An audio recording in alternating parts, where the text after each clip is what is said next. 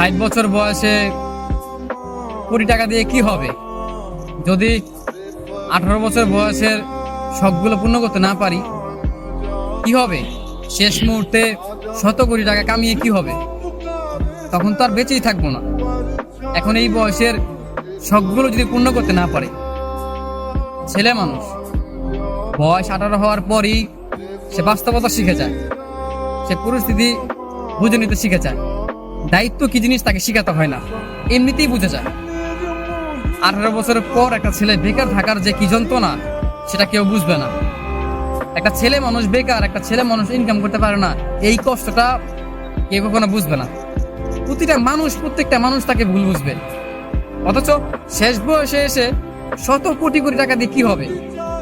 আমার এই 18 বছর বয়সের যেই স্বপ্নগুলো, যেই শখ আহ্লাদগুলো, আমি তো সেইগুলোই পূর্ণ করতে পারলাম না। জীবন তো 18 বছরে এসেই থেমে গেছে। মনে হয় না যে সামনে ভালো কিছু হবে, তারপর নতুন করে স্বপ্ন দেখি যে জীবনে ভালো কিছু করব। অথচ 18 বছরটা পার হতেই এখন মনে হচ্ছে যে জীবনটা এখানে থেমে গেলেই ভালো হয়, আর সহ্য হয় না। এত কষ্ট, এত যন্ত্রণা, এত চোখের সামনে বারবার ভেঙে পড়া, এগুলো সহ্য হয় না। একটা ছেলে জানে, বিশ্বাস করেন ভাই, একটা ছেলে জানে যে কষ্টগুলো মানে দেখে। বয়স 18 হয়ে গেছে, তার ইনকাম নাই, তার স্বপ্ন পূরণ নাই, তার শখ আল্লাহ সব মিশে যায়, মানে সব ভেঙে যায়, চুরমার হয়ে যায়। এখানে তার কত কিছু হয়। আর একটা 18 বছর পর একটা ছেলে মানুষ, বিশেষ করে তার সবচেয়ে শখের যে জিনিসটা হয় সেটা কি জানেন ভাই? সেটা হচ্ছে একটা মেয়ে মানুষ। হ্যাঁ, টাকা পয়সা হিসেবে পরে আসে, কিন্তু একটা মেয়ে মানুষের প্রেমে সে পড়ে। একটা ছেলের বয়স যখন 18 বছর পার হয় না, তখন সে একটা মেয়ের প্রেমে পড়ে। এখন 60 বছর বয়সে গিয়ে ভালোবাসা থাকবে, কিন্তু সেই বয়সটাকে থাকবে আর থাকবে না। 60 বছর পরে গিয়ে যদি আমি 100 কোটি টাকা পাই বা শখের মানুষকে পাই, তখন কি লাভ হবে? বাঁচবই বা কয়দিন? মানুষ বাঁচি বা কয়দিন?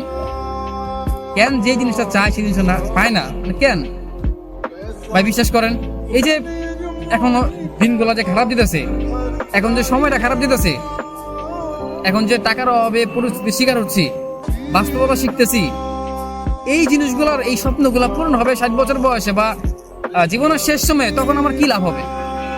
যদি আমি এই সময়টাতে আমি নিজের স্বপ্নগুলো পূর্ণ করতে না পারি, এই সময় যদি আমি ভালো থাকতে না পারি, প্রতিটা সময়, প্রতিটা দিন আমার হচ্ছে গিয়া যে ডিপ্রেশনের মধ্যে যাচ্ছে, প্রচন্ড বিষণ্ণতার মাঝে আমি ডুবে যাচ্ছি, কি হবে?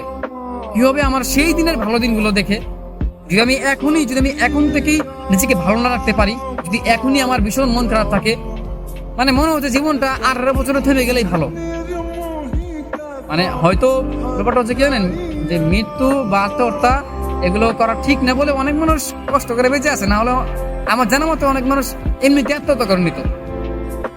আসলে মানে 18 বছর পর বা 20 বছর পর, হ্যাঁ, একটা বয়সের